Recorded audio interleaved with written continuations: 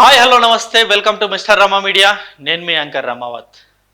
మొత్తానికి కవిత గారికి బెయిల్ వచ్చిందండి. అది 165 రోజుల తర్వాత 165 డేస్ తర్వాత ఇవాళ సుప్రీంకోర్టు కవిత గారికి బెయిల్ మంజూరు చేశారు. కొన్ని షరతులతో కూడిన బెయిల్ మంజూరు చేశారు. సో ఆబ్వియస్లీ బెయిల్ ఇచ్చే ముందు ఖచ్చితంగా కొన్ని షరతులు అయితే ఉంటాయి. అవన్నీ ఆబ్వియస్లీ వాళ్ళు పాటించి బెయిల్ తెచ్చుకుంటారు. అవి శరమాములే. సో ఇక్కడ మా బెయిల్ రావడానికి నిజంగా చాలా కష్టపడ్డారు. బీఆర్ఎస్ నాయకులు కూడా ఎప్పటికప్పుడు ఈ ఢిల్లీలో ఉన్న పెద్ద పెద్ద లాయర్ని కలిసి వాళ్ళతో సంప్రదింపులు చేస్తూ ఎలాగైనా సరే కవితకు బయటకు తీసుకురావాలని చెప్పేసి అహర్నిశలు కష్టపడ్డారు. వాళ్ళ కష్టానికి ఇవాళ ఫలితం దక్కింది. ఇవాళ ఢిల్లీ నుండి హైదరాబాద్కి కవిత గారు రాబోతున్నారు.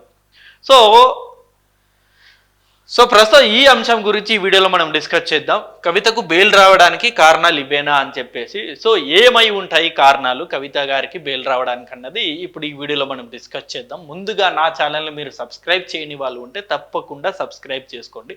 అలాగే ఈ అంశం మీద కవిత గారికి బెయిల్ రావడం అనే అంశం మీద మీ అభిప్రాయాన్ని కూడా, అంటే మీరేమనుకుంటున్నారు, కవిత గారికి బెయిల్ రావడానికి కారణం మీరేమనుకుంటున్నారో ఒకసారి మీ అభిప్రాయాన్ని కూడా కింద కామెంట్ రూపంలో తెలియజేయండి. ఇక కవిత గారికి బెయిల్ రావడానికి ప్రధాన కారణం ఒకసారి మనం చూద్దాం. అంటే లా ప్రకారం, జ్యుడిషియర్ ప్రకారం కవిత గారికి ఏ కారణాల వల్ల సుప్రీంకోర్టు బెయిల్ ఇచ్చిందో ఒకసారి మనం చూసుకున్నట్టయితే, ఈడీ సమర్పించిన ఆధారాలు పకడ్బందీగా ఉండకపోవడం. ఏదైతే ఈడీ ఆరోపణలు చేసిందో కవిత గారి మీద, అనేక సార్లు ఆమె ఫోన్ ఫార్మాట్ చేశారని, ఆ ఫోన్ని పగలగొట్టారని, సాక్ష్యాలను ధ్వంసం చేశారని, ఆ ఫోన్లో ఉన్న అనేక మెసేజ్లు డిలీట్ చేశారని, ఇలా రకరకాల కారణాలు ఏవైతే చెప్పారో ఈడీ అధికారులు, వాటి ఏవి కూడా సరైన పగడ్బందీ ఆధారాలు అనేది ఈడీ వాళ్ళు సబ్మిట్ చేయలేకపోయారు. సో అలా సబ్మిట్ చేయకపోవడంతో సుప్రీంకోర్టు జడ్జెస్ కూడా చాలా క్వశ్చన్ చేశారు, చాలా క్రాస్ క్వశ్చన్స్ అనేది అడిగారు. వాటన్నిటికి కూడా ఈడీ తడబడుతూ ఆన్సర్ చెప్పడం మనం రీసెంట్గా చూసాం. ఈ ఎపిసోడ్ మొత్తం బాగా అబ్జర్వ్ చేసిన వాళ్ళందరికీ క్లారిటీగా ఈ అంశాలన్నీ తెలిసే ఉంటాయి.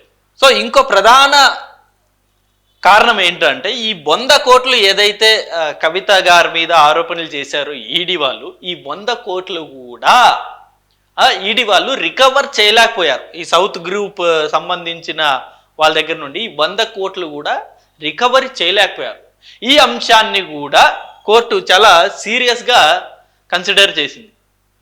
సో ఇదొకటే కాదు, ఇంకొక అంశం కూడా, ఏదైతే ఈ 493 మంది సాక్ష్యాలను విచారించారు అని చెప్పేసి వీళ్ళు ఏదైతే చెప్పారో, ఆ సాక్షుల్ని వీళ్ళు బెదిరించారు అని చెప్పేసి ఏదైతే ఈడీ మెన్షన్ చేసిందో, ఆ సాక్షులు ఎవరు కూడా నన్ను బెదిరించారని చెప్పేసి ఎక్కడే కానీ కేసు వేయలేదు. ఇది ప్రధాన కారణం. ఏదైతే ఈడీ సమర్పించిందో సుప్రీంకోర్టుకి, ఈ వీళ్ళ సాక్షుల్ని బెదిరిస్తున్నారు అని చెప్పేసి, ఆ బెదిరిస్తున్నారు అని చెప్పడానికి సరైన సాక్ష్యాధారాలు ఎక్కడే కానీ ఈడీ సమర్పించలేదు. అంటే ఎవరైతే ఈ బెదిరించారని చెప్తున్నారో వాళ్ళు ఎక్కడే కానీ నా కవిత బెదిరించిందని చెప్పేసి ఎక్కడే కానీ కేసు ఫైల్ చేయలేదు. సో ఈ అంశం కూడా చాలా సీరియస్గా సుప్రీంకోర్టు క్వశ్చన్ చేయడం జరిగింది ఈడీకి. సో మీరేమో బెదిరిస్తున్నారని మీరు చెప్తున్నారు, కానీ ఎక్కడే కానీ కవిత బెదిరించినట్టు ఎక్కడే కానీ కేసు ఫైల్ కాలేదు కదా, మరి మీరు ఏ రకంగా కవిత బెదిరించిందని చెప్పేసి మీరు అనుకుంటారు అని చెప్పేసి సుప్రీంకోర్టు జడ్జెస్ చాలా సీరియస్గా క్వశ్చన్ చేయడం జరిగింది. సో ఈ అంశం కూడా ఒక ప్రధాన కారణమైంది కవిత గారికి బెయిల్ రావడంలో. సో ఇన్ని అంశాలు పరిగణనలో తీసుకున్న సుప్రీంకోర్టు కొన్ని షరతులతో కూడిన బెయిల్ అనేది మంజూరు చేసింది. ఆ షరతులు ఏంటంటే, 10 లక్షల రూపాయలు పూచీకత్తు. ఆబ్వియస్లీ చిన్న స్థాయిలో అంటే జిల్లా స్థాయిలో అయితే కొంత అమౌంట్ వందల్లో ఉంటుంది, అదే రాష్ట్ర స్థాయి అయితే వేలల్లో ఉంటుంది. ఇది ఏంటంటే సుప్రీంకోర్టు స్థాయి కాబట్టి లక్షల్లో ఉంది. సో 10 లక్షలు అనేది పూచీకత్తు అనేది కోర్టుకి సమర్పించి ఈ బెయిల్ అనేది వాళ్ళు తీసుకోవచ్చు అని చెప్పేసి చెప్పడం జరిగింది. అలాగే సాక్షులను ప్రభావితం చేయకూడదు, ఇది ప్రధాన పాయింట్.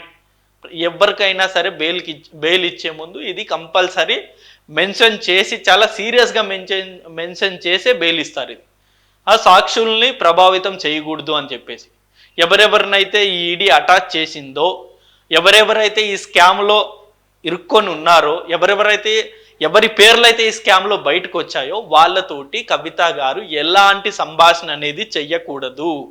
అంటే వాళ్ళతో డైరెక్ట్ గాను ఇండైరెక్ట్ గాను మాట్లాడడానికి ట్రై చేయకూడదు.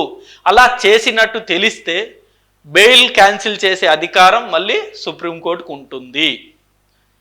ఆమె నిజంగా వాళ్ళతో మాట్లాడినట్టు, లేకపోతే వాళ్ళని ప్రభావితం చేసినట్టు, లేకపోతే వాళ్ళని బెదిరించినట్టు కనుక మళ్ళీ ఈడీ ఆధారాలు సబ్మిట్ చేస్తే వెంటనే సుప్రీంకోర్టు కవిత బెయిల్ అనేది రద్దు చేస్తుంది. సో కవిత గారు ఎవ్వరితోనూ మాట్లాడకూడదు. నెక్స్ట్, పాస్పోర్ట్ను సబ్మిట్ చేయాలి.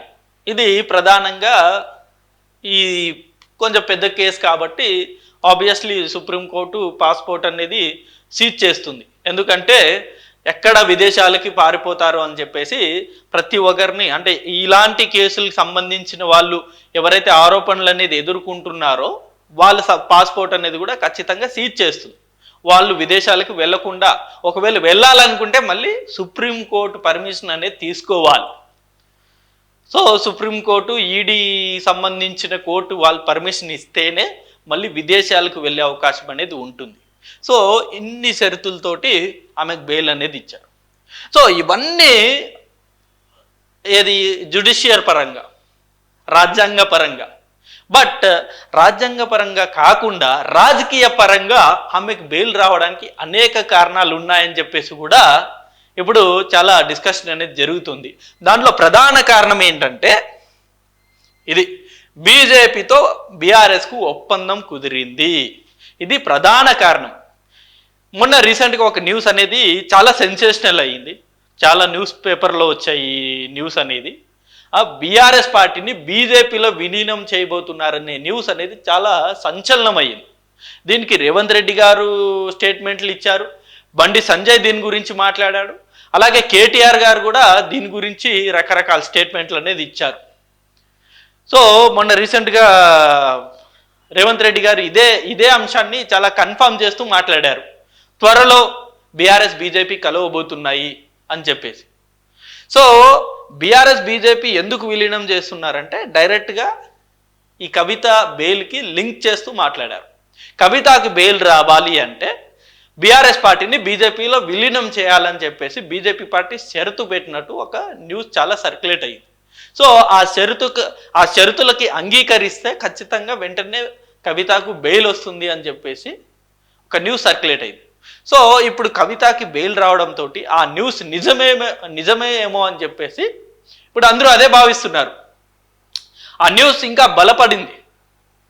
ఎస్, బీజేపీ మేబీ బీఆర్ఎస్ విలీనం చేస్తారేమో, అందుకనే కవితకి ఇంత త్వరగా బెయిల్ వచ్చింది, మిగతా వాళ్ళు ఎవరికి బెయిల్ రాలేదు కదా అని చెప్పేసి కూడా ఇప్పుడు చాలా డిస్కషన్ నడుస్తుంది సోషల్ మీడియాలో. సో భవిష్యత్తులో కలిసి కూటమిగా ప్రయాణం. ఒకవేళ బీఆర్ఎస్ పార్టీ విలీనం అనేది విలీనం చేయకపోతే ఖచ్చితంగా భవిష్యత్తులో కూటమిగా ఏర్పడి ఎలక్షన్లో పోటీ చేయడం. ఎలాగైతే ఆంధ్రాలో ఇప్పుడు టీడీపీ పార్టీ, అలాగే పవన్ కళ్యాణ్ గారి జనసేన పార్టీ, బీజేపీ ఎలాగైతే కూటమిగా పోటీ చేసి అధికారంలోకి ఎలాగైతే వచ్చారో అలాగే ఇక్కడ కూడా బీఆర్ఎస్ పార్టీ బీజేపీ పార్టీ కూటమిగా ఏర్పాటయ్యి నెక్స్ట్ ఎలక్షన్లో పోటీ చేయడం. ఇది రెండో షరతు.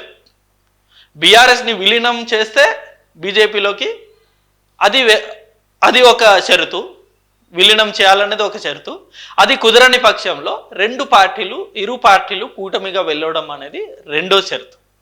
సో ఈ రెండో షరతు కూడా ఇప్పుడు చాలా ప్రధానంగా ఇప్పుడు డిస్కషన్లోకి వచ్చిందనమాట.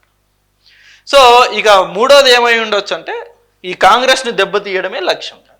ఇరు పార్టీలు, ఇప్పుడు బీఆర్ఎస్ కావచ్చు, ఇటు బీజేపీ కావచ్చు, ఇరు పార్టీలకి ఏకైక లక్ష్యం ఏంటి?